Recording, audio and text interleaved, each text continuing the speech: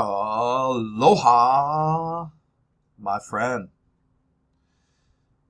This video, we will be looking at whether or not I was filled on selling cash secured put options on the financial ETF XLF. The reason why I'm making these videos and have made I have success for you is because in 2023 and going forward, I believe if you have an internet connection, a bank account, and spend money at least once a year, then you have no legitimate reason not to be selling cash secured put options on stocks that you would be happy to own. At the 1 minute mark, a link to yesterday's video will pop up here. In fact, get ready. Boom, there it is. It's at the 1 minute mark. It's easy to remember, so you can watch this video in its entirety. You can go back and watch that video, and you'll see me go through the process of placing that trade into the market at night before the market opened. And in this video, we're going to look to see if it got filled. You can go to ihavesuccess.com. There's a link in the description below this video, or it's probably pretty easy to remember, ihavesuccess.com. There's free stuff. There's paid stuff. Check it out. Any of the stuff you want to talk to me about, just hit me up right here. Now, when I placed this order last night, I put it under the open orders. Since it got filled, I moved it over here to long stock. Technically, I'm not long stock right here. I'm short to put option contracts. Short means sold. But I want to go long stock, so I'm putting it here. Where under this on option trades, these are some different type of option trades that I have no desire to go long the stock. At the end of option expiration, I either win by making money or breaking even, or I lose money. So I'm going to separate it that way right now. You see that I sold two, and what did we sell? We sold a $30 put option. It's going to expire April 14th. This is showing me how many days are left to expiration. This shows me the quantity. If you have Thinkorswim, you can click on that quantity and it'll show you when things were opened right down to the minute. I'm not sure if this is Hawaiian Standard Time or if it's Eastern Standard Time or whatever time zone it's going to be in. Shows us the trade price, what price that it was filled for. Now, you see two at 8.50, and also take notice, I got two of them at two different time periods. The price, one of them was filled for 7 cents and one was filled for 10 cents. If you take the average of 7 cents and 10 cents, divide by 2, since there's two numbers, you're going to see it is 0.085. So it shows you that.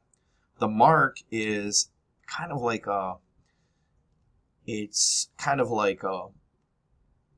maybe in between the bid and the ask. I don't know the greatest definition of mark, but it gives me an idea of what this option is currently trading at. So it's currently trading about 10 cents lower than what I sold it for, which is why it's giving us this $2 profit, right? 1 cent equals $100 because it's 100 shares times whatever number, and then I have two contracts, so it's in the money by $2. I don't really care if it's in the money, or excuse me, I don't really care if it's profitable by $2 or if it's negative $40, because in 10 days I'm still going to keep this total of what was it, $8.50 times 2, and there's going to be minus some commissions, and this is gross minus what was it, probably 0.65, probably another minus 0.65 for commissions. So it's gross $15.70. I say gross because got to pay tax out of that, and not in this account. It's simulated trading, but if it was a real account.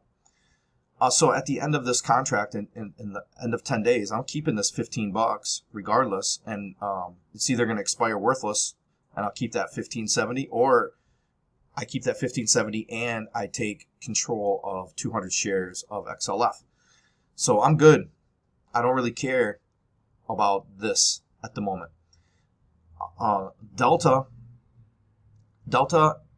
Theta, and Vega are option Greeks. There's a variety of option Greeks that go into determining an option price. In fact, if you want a quick go-to list of the different option Greeks and like a one-sentence definition of them, look under these free downloads. Go ahead and grab one of those, that free download, so you can have that on file for yourself. But that's where we're.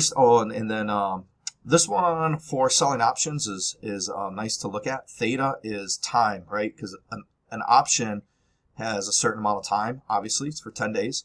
So right now, this is losing. If all things remain the same, this is losing $2.79 of value per day. But you know what? There's other factors in here, so all things don't remain the same. And at the moment, the probabilities are looking at about a little bit less, a little bit under 11% chance that we're going to get assigned on this. Another thing you can do with delta is you can use it as a quick and dirty gauge, right? But it's not as accurate, right? Delta of 20 tells me I've got about a 20% chance that this will expire in the money, and I'll take ownership of these 200 shares. But actually, it's just not as accurate. But it's good enough for government work, as we used to say in the Marine Corps. I don't know what they say nowadays. Let's take a look at XLF.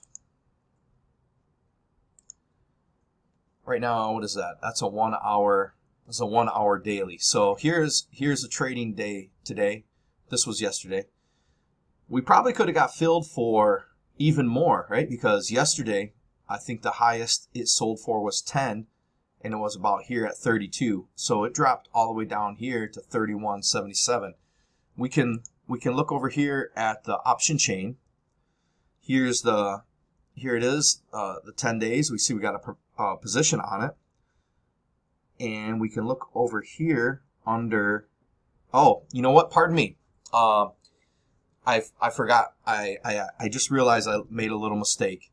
Okay, so you see delta of 10. Over here, the reason why it's delta of 20 is because there's 2. Right? So it is a lot more accurate than I just made that mistake with. So my apologies. It really should show you that you don't really have to worry about delta a whole lot if you're totally okay with buying the stock at that price.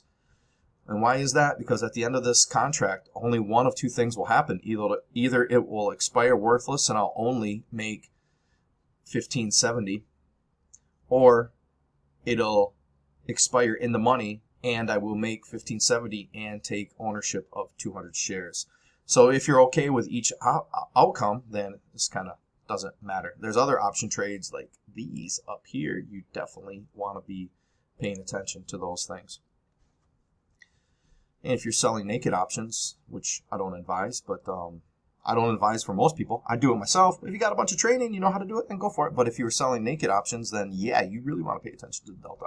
Anyways, let's get back to looking at this. So over here, okay, looks like still the highest price it traded today was $10, which I thought maybe would trade a little more, but we got time. We don't have a lot of time here. So every day that goes by, we're really on the verge of this losing a lot of value. And you can look to the left. Right, we're looking at 5 days in the last hour. Well, let's move over here to 6 months on the daily chart. Woo, look at that huge drop down. Here's where it's got to get way down here, and we see at 31. It came down here. It got as low as down here as whatever. What was that? Look right here at this L for low. Right, look at that right now. Okay, the low of that day was $30.39. So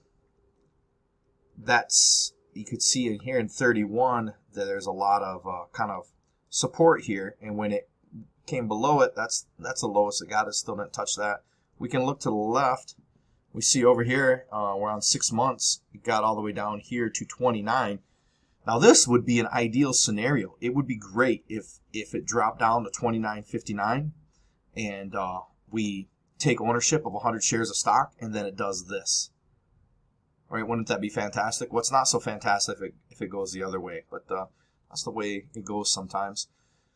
Looking at a year's worth of data, right? 1 year daily chart. We see around the 31 mark. Okay, it dropped down below here, but we see some more support resistance area right in here. And so yeah, I think we got a pretty decent chance of not getting assigned, but like I am attempting to communicate to you that it really just doesn't matter. That's really the beauty of this, is that when you are doing this on stocks that you'd be happy to own. And by the way, I'm just using these. I'm using these 12 sectors just to do examples of. I don't, depending on your lifestyle and things like this, these are definitely not stock recommendations. I don't know if I'd really want to own XLF. It's just for, examples. But if you put in the work and you figured out with via this playlist and some of these downloads, figured out how to select stocks that you'd be happy to own, it's great. It doesn't matter. You can set this up before you go to sleep at night, and the next day, kind of take a look at it when you have a chance. Did you get filled? If not, maybe you can adjust it to whatever you want to adjust it to. If you do get filled, you just kind of let things play out and see if you're going to just make money, or if you're going to make money and take ownership of assets that sometimes pay you dividends, then you can definitely sell some covered call options against them. With this video, we're going to leave it right there and just show that. Tomorrow, we'll look at this, what's going on with this option, and we will also look at opening up another position on one of these ETFs. So get ready for that. In the meantime, I hope you guys have a fantastic day, whatever day you're watching this. Aloha.